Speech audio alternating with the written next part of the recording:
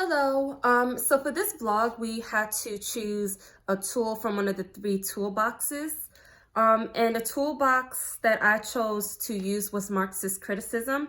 And the tool that I chose to talk about in this video is cultural hegemony.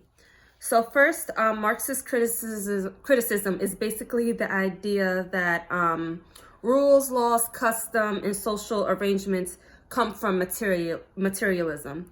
And materialism is basically anything that is viewed as valuable. So it doesn't have to be actual like material things, although it is included. It can be something as far as education. It could be the arts. It could be aesthetics. It could be still money. It's basically anything that would give you leverage or power over somebody else. And the people that have access to these things do have the power to shape society. So within this toolbox, I chose to focus on cultural hegemony. And cultural hegemony is basically when powerful groups convince the subordinating groups that the domination of them is a natural or a commonplace thing. So an example of this could be the idea that whites are naturally smarter than blacks, or a woman's place in the household is a natural thing. Like there was nothing that came into place to force this structure. And a cultural hegemony focuses on the part that the people who are subordinate are basically complacent or empower their own domination because they feel themselves that this is a natural thing and it's not something that should be challenged or changed. So I wanted to focus on this one exactly because in social media I've been seeing like this huge African spirituality movement. And it's funny that this came up because the last week I had lunch with one of my former co-workers, and he was telling me about African spirituality and the Kemet. I don't know, I'm doing air quotes, but the Kemet spirituality. And he was basically telling me how the Bible was used to basically make slaves okay with them being slaves and to basically convince them into being dominated and things like that. And my natural reaction to that as being someone who is spiritual and practices Christian faith was resistance. Because to me, I thought that Christianity was like the way to go. It was like the most natural, most high religion and faith.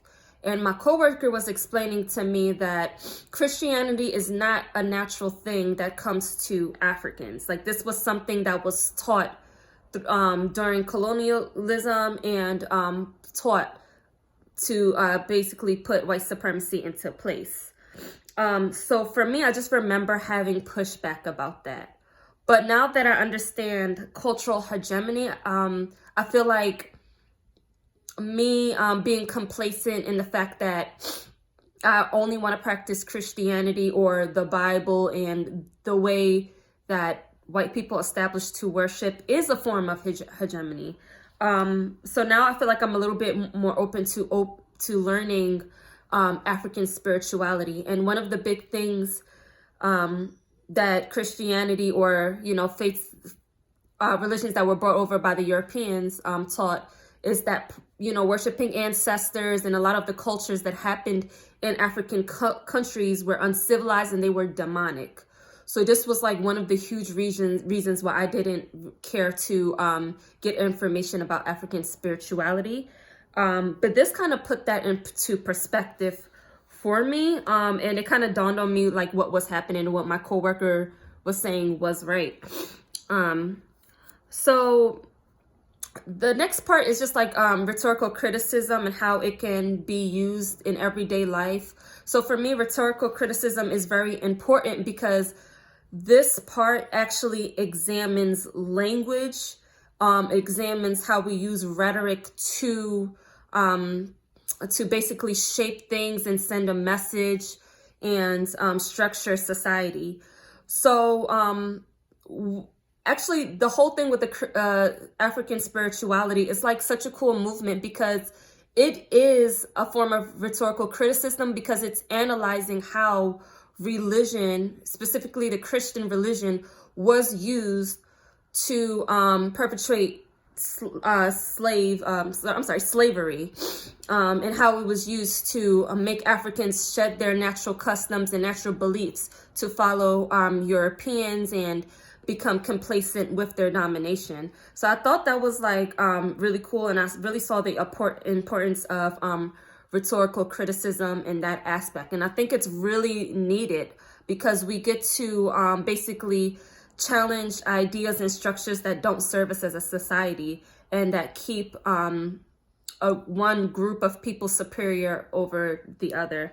So as always, I enjoyed this vlog, and as always, I'm just looking forward to learning new material in this course. Thank you.